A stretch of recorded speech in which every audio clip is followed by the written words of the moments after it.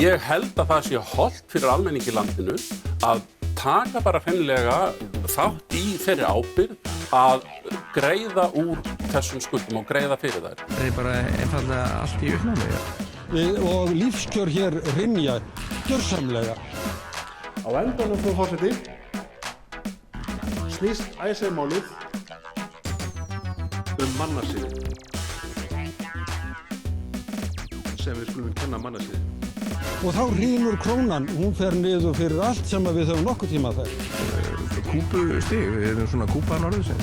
Hitt sem að ég held að sé afar mikilvægt að almenningur í landinu gleymi ekki strax þessum óförum sem við höfum lent í og ein besta leiðin til þess að við þurfum að takast á við þessar skuldir næstu 10, 15, kannski 20 árin. Atvinnuleysi eykst. Hér myndi sérst allt stöðast.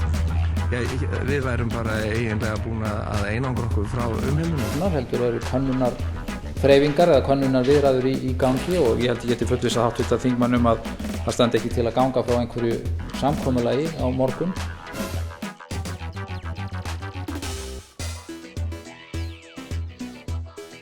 Treysti Svavari Gestssyni og að það er í sjónmáli að hann landi í glæsilegri niðurstöðu fyrir okkur.